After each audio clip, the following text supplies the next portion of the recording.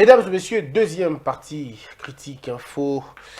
Nous parlons de l'Afrique priée d'exploiter la technologie numérique et puis la société civile qui exige une femme à la tête de la CENI. La spoliation des terrains, Pius Mobilou rassure l'intersyndicale de la SCTP. Fachi sommet de divorcer d'avec le FCC toute la vérité sur le crash de l'Antonov 72. C'est faux, il n'y a aucune vérité jusque-là. Tout est encore caché, on ne sait pas pourquoi. La deuxième partie, c'est bien évidemment, je vais parler de deux choses, hein, mais bon, je vais parler de la pauvreté. Le président Félix Tshisekedi a annoncé qu'il allait lutter contre contre la pauvreté. Il estimait que la pauvreté est un mot qui gangrène notre société et que la seule façon pour nous de nous en sortir, c'est de lutter contre la pauvreté. C'est vrai, c'est très bien, c'est un bon projet. Nous soutenons d'ailleurs cette histoire. Mais un problème est bien évidemment à constater, c'est que je crains que le président soit tombé dans un petit piège. C'est le piège de l'approche. L'idée, elle est bonne. Tout le monde veut lutter contre la pauvreté. Mais le problème, c'est comment on veut lutter contre la pauvreté. La pauvreté, comment nous la définissons au Congo? Nous, au Congo, nous avons deux types de pauvreté. On a la pauvreté mentale, je dois dire même trois. La pauvreté spirituelle, la pauvreté mentale, et puis la pauvreté corporelle, je veux dire la pauvreté de la chair. Mais les deux autres pauvretés sont des pauvretés que je peux appeler une pauvreté morale ou spirituelle. Bref, la pauvreté de l'esprit. Le Congolais souffre d'abord de la connaissance. C'est la plus grande pauvreté que nous avons.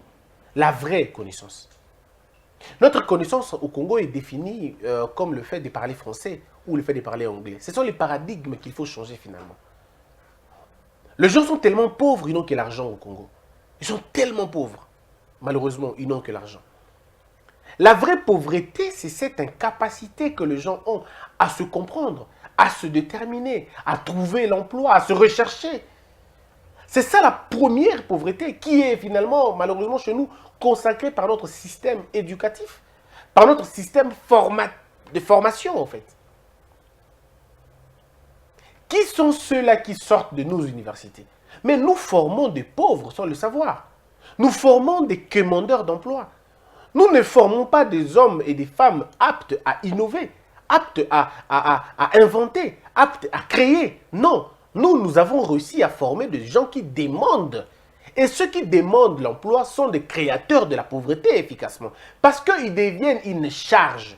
Ces gens-là ne sont pas une solution. Ils sont des charges. Ils attendent, mains croisées, bras croisés, ils attendent que l'État crée pour eux un boulot. C'est ça qui dérange notre République. Quand vous avez un nombre important de gens qui attendent le travail de l'État, mais voilà, votre système est constipé. Par contre, si vous faites travailler vos enfants, déjà au niveau de l'école, vous y mettez une dose du développement personnel, de l'accomplissement personnel, de la recherche individuelle. La question du travail, de l'indépendance d'esprit, de l'entrepreneuriat. Si déjà dans la tête des Africains, des Congolais je veux dire, si on leur apprend à travailler de le bas âge, à moins passer le temps à la maison, mais à aller travailler, à trouver un petit job, à faire des petits mouvements, à vendre même le journaux, à vendre même de l'eau s'il faut. Si on le fait, ça va marcher. Regardez, si vous allez dans nos villages et dans nos grandes agglomérations, la différence c'est laquelle? C'est que dans le village, les enfants sont beaucoup plus indépendants que quand ils sont en ville. Quand ils sont en ville, ils sont dans des maisons et ils vivent longtemps, ils attendent leurs parents. Mais au niveau du village, les enfants, les jeunes gens quittent la maison à partir des 14 ans, 13 ans. Ils ont construit pour eux des huttes. Et ces gens apprennent la chasse, la pêche, les rudimentaires. Ils se prennent en charge eux-mêmes. À partir des 16, 17 ans, ils ont déjà l'idée de fonder un foyer. Plus ils vivent longtemps, plus ils ont des familles assez opulentes. C'est des gens indépendants parce que leur système ne les a pas absorbés comme le nôtre aujourd'hui. Nous, la mentalité de fonctionnaires que nous avons, la mentalité de bureaucrates que nous avons, nous a finalement tués. Et la pauvreté que le président parle doit être comprise de deux façons. On a la pauvreté matérielle, c'est vrai, mais nous avons aussi la pauvreté de l'esprit. C'est la pauvreté de la créativité. C'est le fait de ne pas prendre compte du temps. C'est le fait d'attendre travailler dans un bureau climatisé. C'est le refus d'aller coiffer, d'aller faire la coiffure, d'aller faire les ateliers. C'est l'erreur que nous avons eue. C'est la diplomatisation de tout. Ou alors la diplomanisation. Cette maladie de la diplomanie, que tout le monde veut avoir le diplôme, la maladie de la titromanie aussi, tout le monde veut avoir les titres, ça nous a finalement plombé. Aujourd'hui, quand vous dites aux Congolais, devenez des maçons, ils se regardent un peu. Quelqu'un veut devenir architecte, mais il ne veut pas devenir maçon. Alors qu'il ne sait pas qu'il n'y a pas de maçon sans... Il n'y a pas des architectes... Qu'est-ce que je veux dire? L'architecte a besoin des maçons. Mais il n'y a aucune école pour les maçons. Aucune école pour les maçons. Vous savez qui sont maçons chez nous? C'est des petits enfants qu'on a ramassés, à qui on a montré, bassi maramètre, bassi maramesure, et tout c'est fini. Nous n'avons pas. Dans le domaine du maçon, je ne sais pas comment on appelle ça, dans ce domaine-là, le Congo a besoin de qualifier la main-d'œuvre. La main-d'œuvre, elle est abondante, mais elle est sous-qualifiée. Nous devons arriver à qualifier la main-d'œuvre. Pourquoi nous n'arrivons pas à la qualifier? Nous sommes l'auteur de notre pauvreté. Nous-mêmes, nous construisons la pauvreté. Et nous y mettons beaucoup de l'énergie. Parce que nous voulons la pauvreté. Lorsque vous n'occupez pas vos enfants, lorsque vous ne les encadrez pas, lorsque vous ne les poussez pas aux études, vous ne les poussez pas, au travail, vous ne les poussez pas à la recherche de leurs talents, à la découverte d'eux-mêmes, et pour qu'ils puissent sortir ce qu'ils peuvent faire, mais c'est compliqué. C'est compliqué. Aujourd'hui, si vous dites à quelqu'un, tu seras plombier, mais il se fâche. Parce que dans la conception congolaise, être plombier, c'est rater sa vie. Être menuisier, c'est à la limite en tout cas. Au Congo, le motif de réussite, c'est travailler dans un bureau. C'est quand vous êtes embauché, c'est quand vous êtes patron, quand vous êtes chef, que vous avez gagné la vie. C'est ça le malheur du Congo. C'est ça l'échec de notre système éducatif.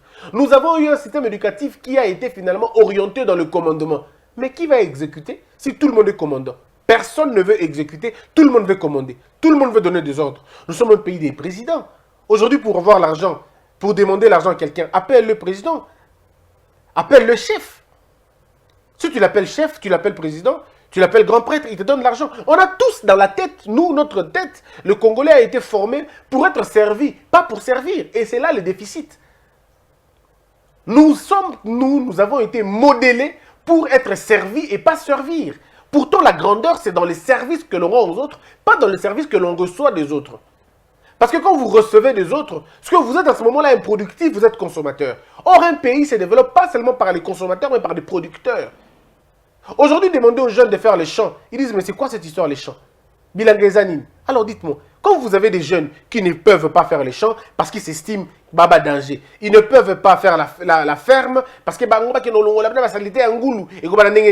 mais ils veulent tout de suite être des gérants, ils veulent gérer. Voyez-vous? Ils veulent gérer parce que dans leur tête, gérer, tu ne veux pas travailler. Dans leur tête, gérer, c'est profiter. Gérer, c'est jouir.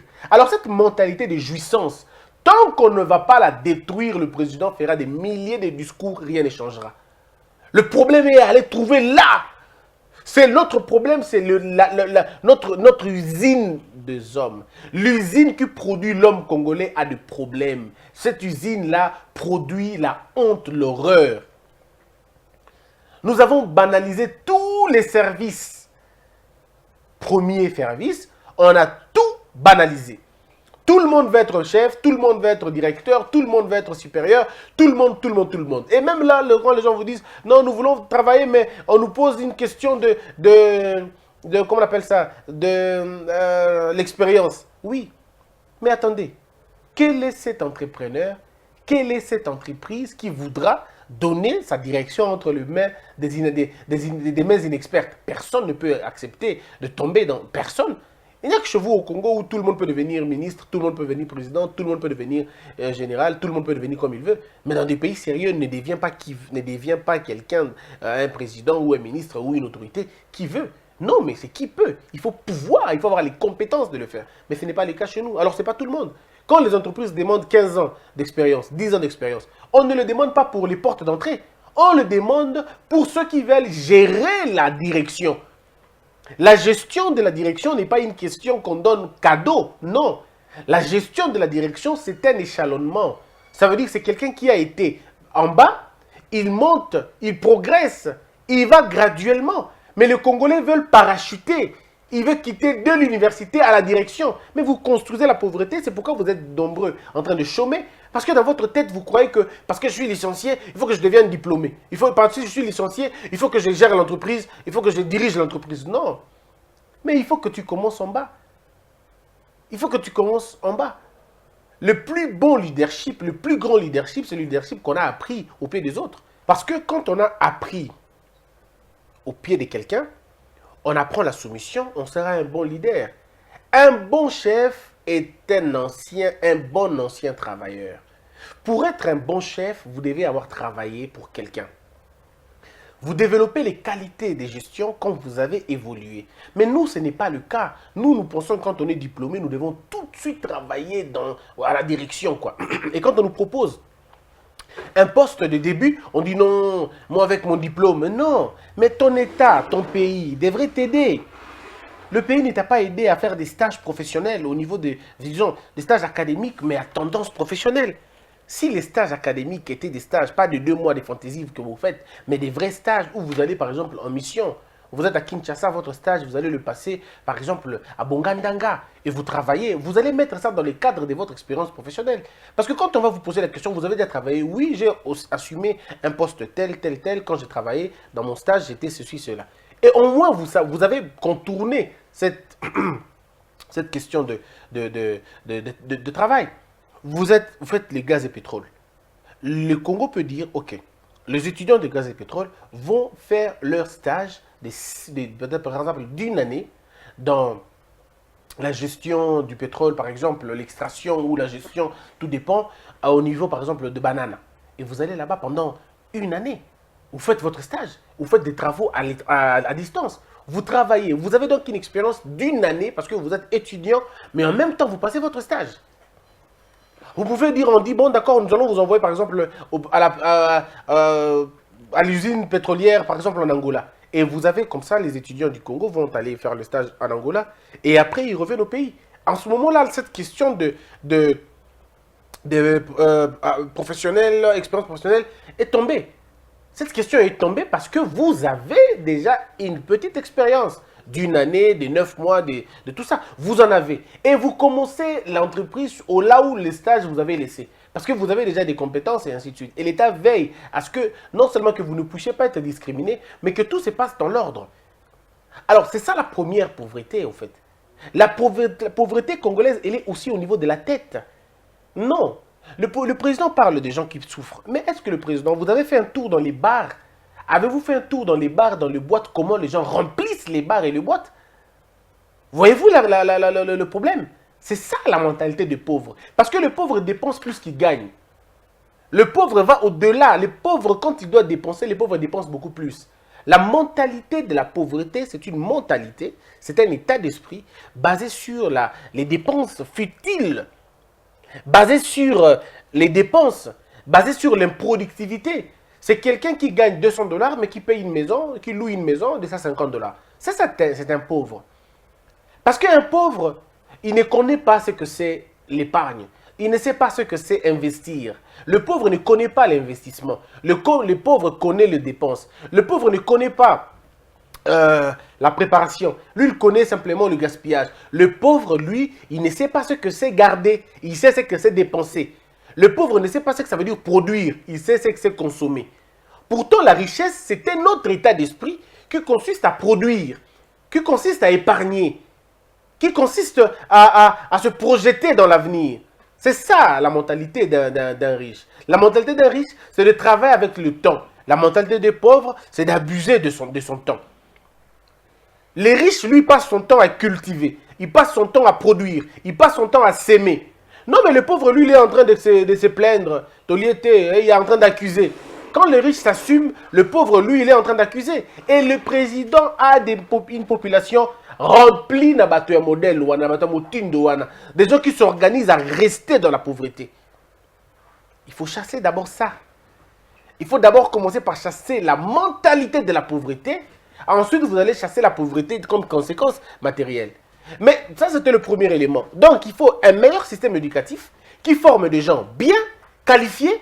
Et nous avons besoin de qualifier notre main-d'œuvre. Aujourd'hui, il y a un problème. Quand on veut construire des routes, vous savez qui viennent construire nos routes? Des Japonais et tout le reste viennent construire nos routes. Alors que nous avons les gens de l'IBTP qui ont fait la chaussée, le pont et les chaussées. Ces gens-là devraient être pris en charge. Et s'ils ils sont en train, ce sont des étudiants qui viennent dans nos routes en train de travailler, de faire le stage là-bas, on aura gagné beaucoup de choses. On aura gagné.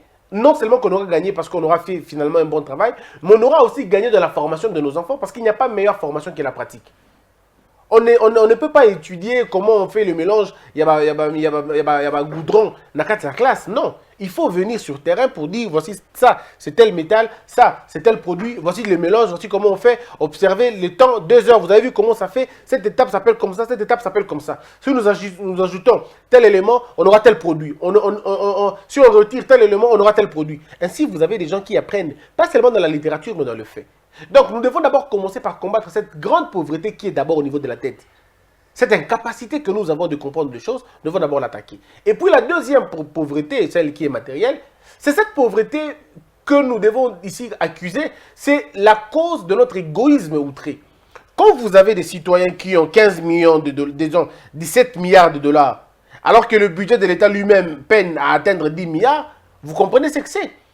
Quand vous avez un directeur d'entreprise, il a 4-5 maisons et que l'huissier n'a même pas une maison pour louer, ni justement une maison de location. C'est compliqué. Quand le ministre est celui qui vit dans la grandeur, la gloire la plus extrême, alors qu'un enseignant est en train de croupir dans la misère. Quand un enseignant est en train de se dire merci beaucoup parce que mon salaire a finalement augmenté, j'étais à 100 dollars, je passe à 240 dollars, alors que là vous avez un ministre qui gagne 15 000, qui gagne quasiment 12 à 15 000 dollars. Vous voyez, ce sont les inégalités comme ça qu'il faut finalement bannir. Ce sont des inégalités qu'il faut bannir. Et si le président veut se lancer dans cette question, le président doit comprendre d'abord, nous ne sommes pas en train de souffrir parce que nous manquons, non, nous sommes en train de souffrir parce que nous partageons très mal ce qui nous reste. Le reste est là, nous les distribuons très mal. Le président, c'est quoi son salaire? Combien touche le président de la République? Il ne nous a toujours pas dit. Combien touche un professeur? On sait. Pourquoi doit-on savoir le salaire d'un professeur et pas le salaire d'un président? Pourquoi doit-on savoir le salaire d'un policier et pas le salaire d'un général? Pourquoi doit-on savoir le salaire d'un militaire et pas le salaire d'un ministre? Pourquoi? Pourquoi sommes-nous obligés de savoir le salaire d'un professeur d'université et pas le salaire d'un député convenablement? Pourquoi? Pourquoi le député, lui, doit avoir les invisibles et pas l'enseignant? Voyez-vous, c'est toutes ces inégalités-là qui constituent le frein au développement de ce pays. Et donc, si nous voulons faire avancer les choses, nous devons d'abord commencer par casser ces déséquilibres-là. Faire en sorte que le président gagne beaucoup plus, c'est bien, mais que l'huissier aussi soit à l'abri du minimum. Un pays se bat pour que les gens soient à l'abri du minimum. Du minimum. Il ne faudrait pas que les gens manquent à manger et à boire et ou dormir. Nous devons d'abord commencer par faire en sorte que les besoins primaires soient comblés. Le logement, la santé, la scolarisation, le déplacement, et puis l'hygiène, je ne sais pas, le transport, le déplacement. Nous devons nous battre pour que ces choses-là soient d'abord réalisées. Si ces choses sont réalisées, on n'aura plus besoin de nous en faire. Parce que si je peux quitter Ngaba, Ti Boulevard, na fouti na 500 francs par exemple, na train, vous voyez que je suis content. Si je peux quitter Pompage, je vais quitter Pompage, Ti Massina, na train moko rapide, na fouti na 1000 francs. Je me dis que ça va. Si je peux me déplacer convenablement, ça me permet, ça me va. Je suis d'accord. Si je peux, je sais que je peux manger. N'est-ce que ça qu'un foufou. Il y aura par exemple 1000 francs. Mais parce que Félix continue à pouvoir, à lutter contre la pauvreté, à importer foufou mingi, à importer foufou mingi, tongi balabala et belé, foufou comme koya na Kinshasa, ça quoi foufou est qui 2000, donc comme consommons on a 700 francs, je n'aurai plus besoin de parler politique parce que je me concentre dans un angle. Donc si le président se bat, parce qu'aux États-Unis, comment ils ont fait pour réussir? Ils ont construit des routes. Ils ont construit des routes permettant aux individus d'évacuer d'abord Biloko Nabango. Quand il y a eu l'électricité, ça a bouleversé l'humanité. Et quand il y a eu sortie de l'Internet, encore une fois, l'humanité a pris une autre tournure. Donc, les développements commencent d'abord par... Oh,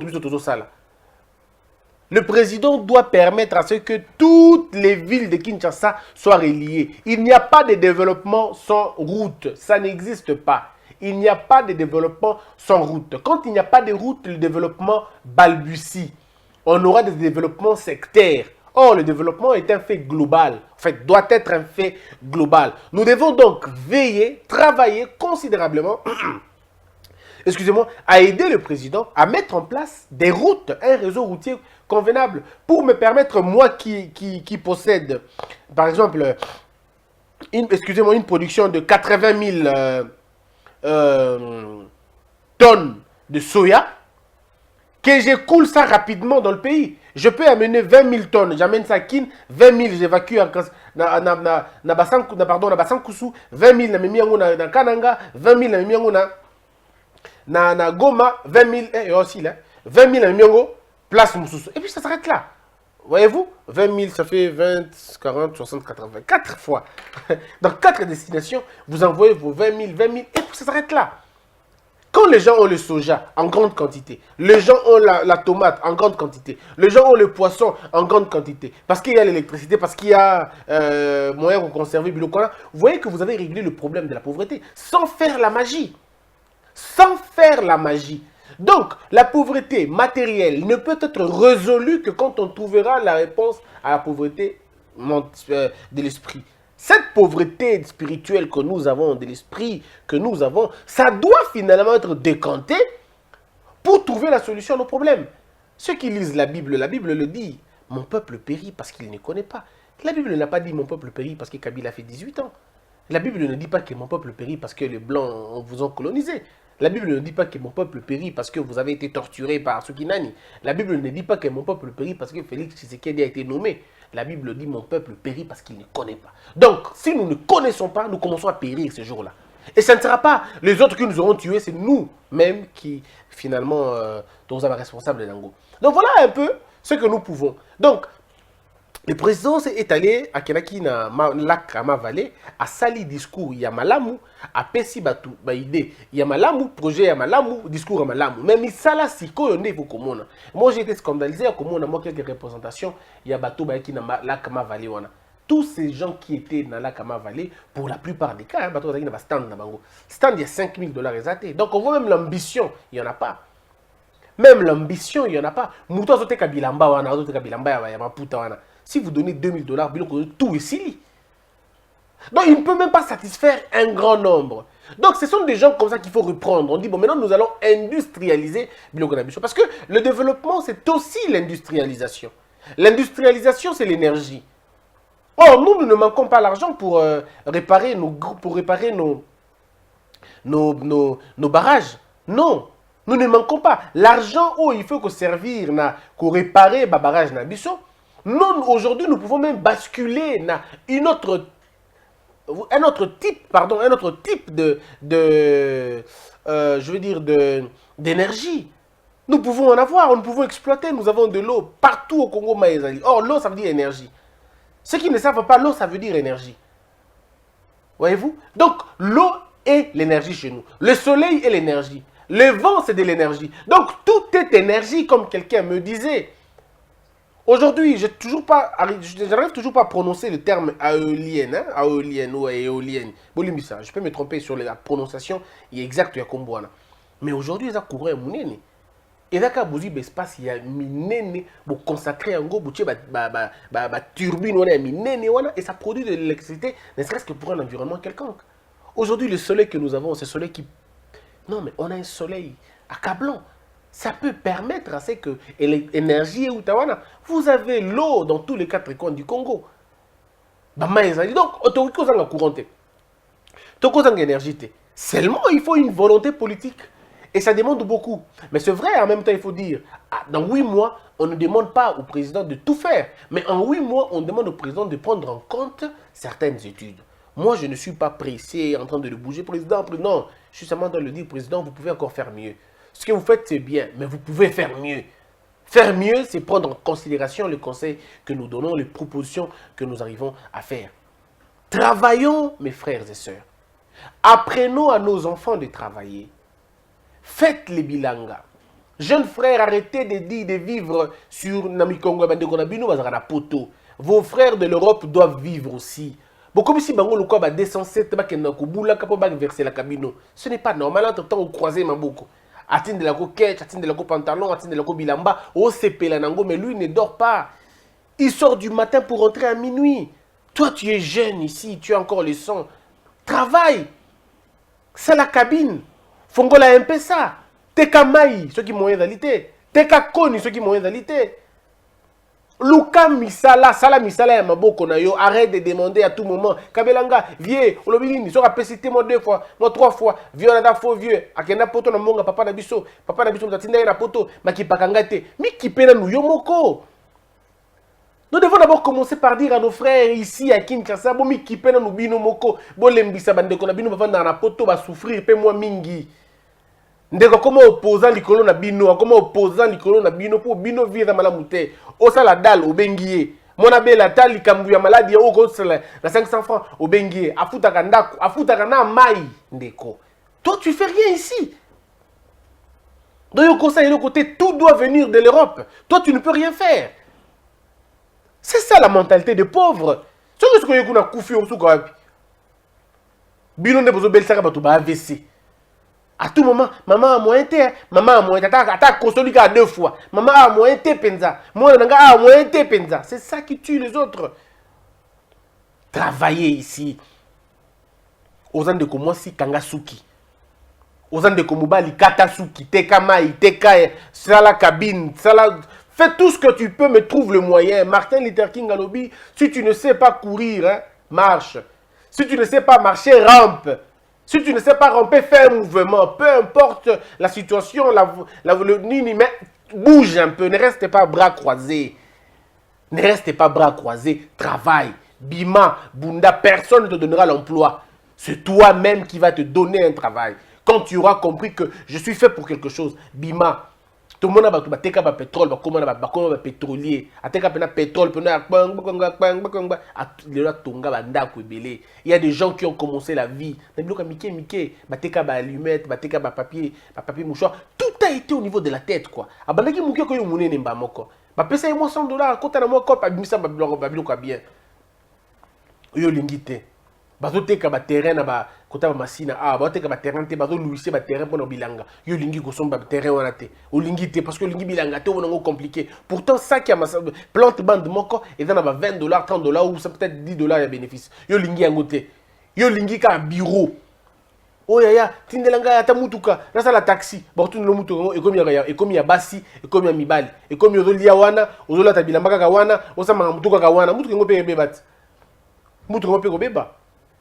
Non, apprenons à nous entraider. Nous sommes frères, apprenons à nous aider.